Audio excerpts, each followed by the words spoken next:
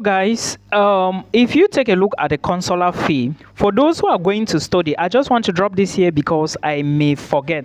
If you take a look at the consular fee, you are going to see that there is money for visas and appeals, and of course there is money for authentication, and of course general fees. So let's take a look at money for visas or appeals. For Schengen visa C for adults is 37,600 naira. Then for children between 6 to 12 years is 18,000 naira. Children under 6 years is 0,000 naira. And of course those who are going for residence permit D visa category, that's for students, you are going to pay 51,700 naira. Then for authentication, diplomatic authentication is 11,800.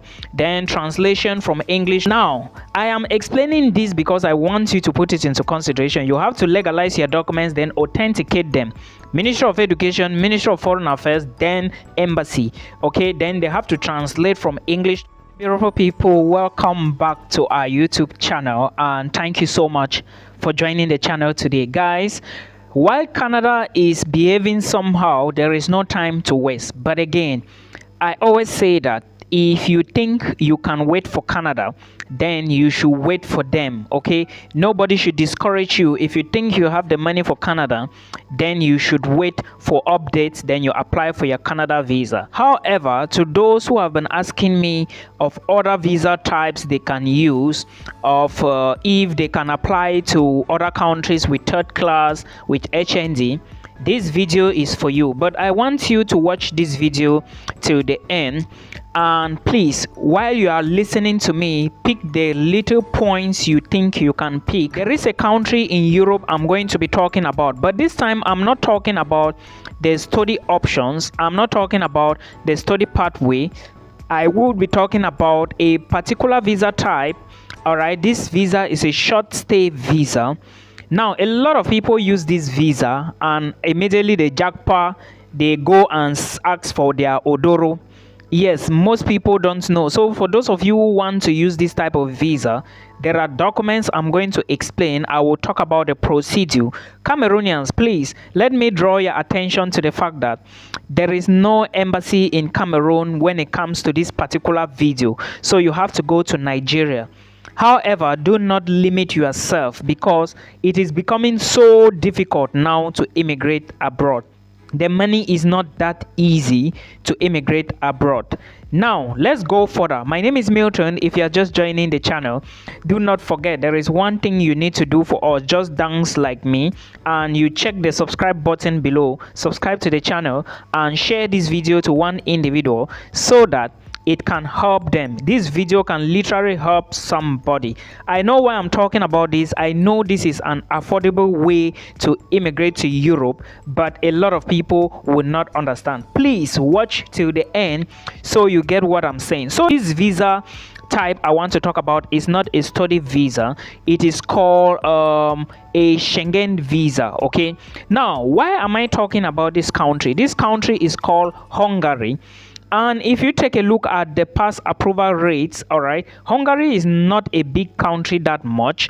Hungary is not one of these top countries that tightens up immigration procedures, in as much as you have the money, you have the documents, you have the proof to show that you are not that desperate to move in there. Remember, visa is about packaging. If you prove that you are not that desperate, you have all your documents, they will give you the visa. Then from there you now use your. Now let's take a look at what you need, requirements you need to apply for a Schengen visa. They call it for Hungary, it is called a unified. I have my jotter here. It is called a unified C visa for short stay. Remember, short stay visas or Schengen visas are usually for less than 90 days. You cannot stay more than 3 months. For Canada, it is up to 6 months. But for Europe, you cannot live in Europe for more than 3 months, which is 90 days.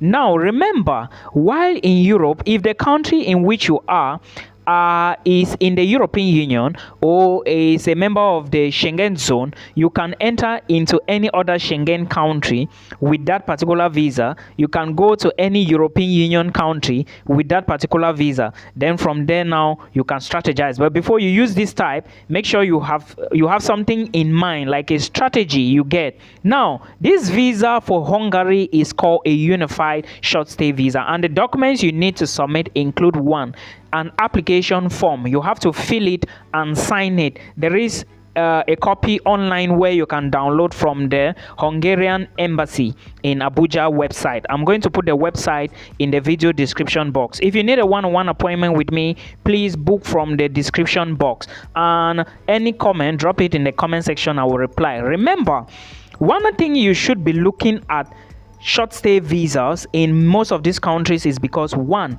if you do not have enough money; two, if you just want to enter into these places and ask for your odoro, or maybe go to other places, this is the fastest visa you can ever get. But remember, there are documents you need to supply, which I'm listing to you now. Now, the second document, passport with a validity of at least 3 months after the proposed end of stay, which means that if you are going to Europe for 3 months, your passport needs to be at least 6 months, because when they stamp the visa, they are going to give you 3 months, and after your 3 months, it still needs to have 3 months left for it to expire. I hope you understand what I mean. Then with at least two blank pages so they can stamp your Schengen visa. I hope you understand. Then supporting documents specific to the type of visa you applied. So there is a form. If you download the form, right, you are going to see the various visas on it. There are various Schengen visas, okay, on it. I'm going to list them out for you so that you can understand. Then you also need one passport photo. You get. Now, I have given you 4 documents: your passport, your application form, your supporting documents, which I'm going to give you now, and a passport photo. Look at it. Then you also need to check the consular fees. I'm going to come back to the consular fees to explain to you, if you are a child, if you are an adult, how much are you going to pay. I hope you get. You need to show supporting documents. Now, for the supporting documents, it depends on the trip you want to go on. Because Schengen visa, you can go for a business trip with a Schengen visa. You can go on the purpose of studying a short course, maybe a course that can last just 3 months with a Schengen visa. It's common for Sweden. You can go on the purpose of tourism and private reasons. This is the one I'm going to focus on very soon. Then you can equally go to Europe on a political reasons, on a Schengen visa for political reasons, all right, and so many others. You can maybe be going for a medical reason, and every subcategory I just gave you have its own documentations. Now let's take a look at the option of tourism. If you want to move to Europe on the option of tourism, then you need to get documents relating to accommodation. That is the first thing. Maybe an invitation from a host. If somebody is inviting you to come for tourism, then they need to give you an accommodation document. Maybe a document from the establishment providing accommodation, or any other appropriate document indicating the accommodation. Or if you are going, if it's an establishment inviting you, they need to give you an accommodation document. But if it is not an establishment inviting you, you need to book your own accommodation, a hotel booking. You need to show your hotel booking, right? Now, the best option I would suggest, if you are going as a tourist, remember, if you are going as a tourist, make the visa officer to understand the touristic places or the destinations you are going to visit. It's very common, right? You can go on Google, you check some of the common tourist destinations, all right, or tourist attractions in Hungary.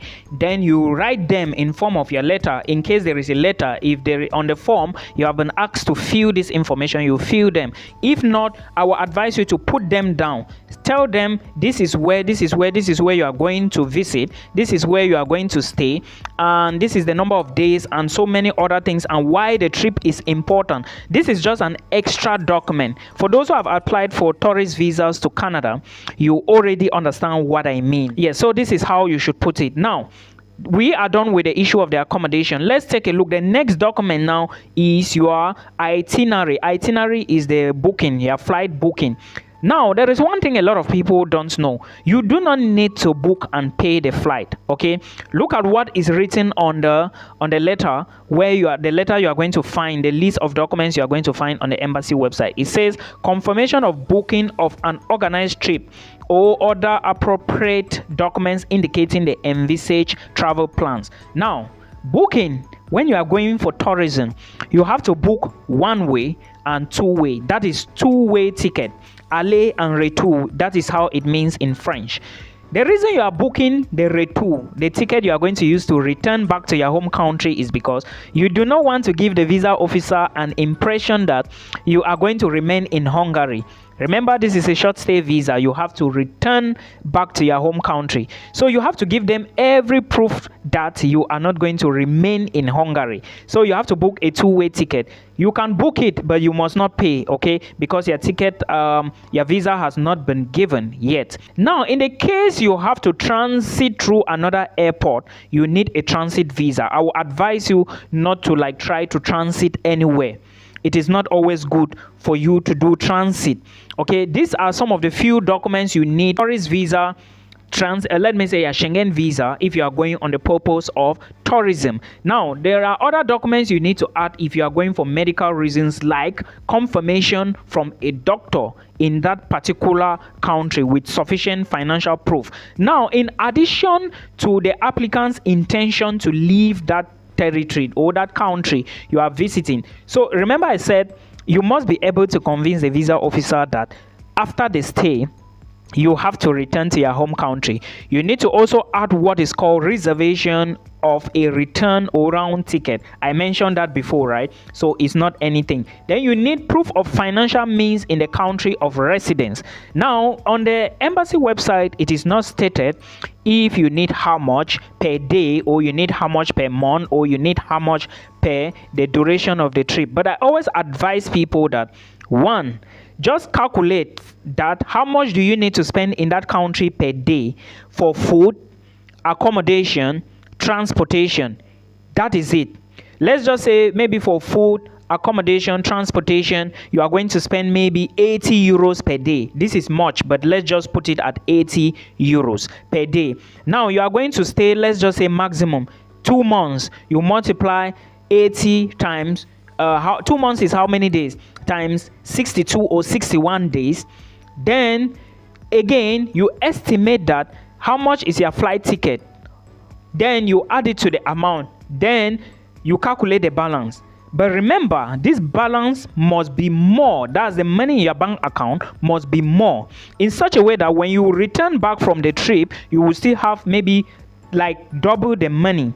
You understand what I mean? What you are going to spend for the trip should be equivalent to what will remain when you return to your home country, because the visa officer wants to be sure that you have enough money that can take you there and bring you back, and you still have enough money in your bank account to maybe pay your stuff before you start working.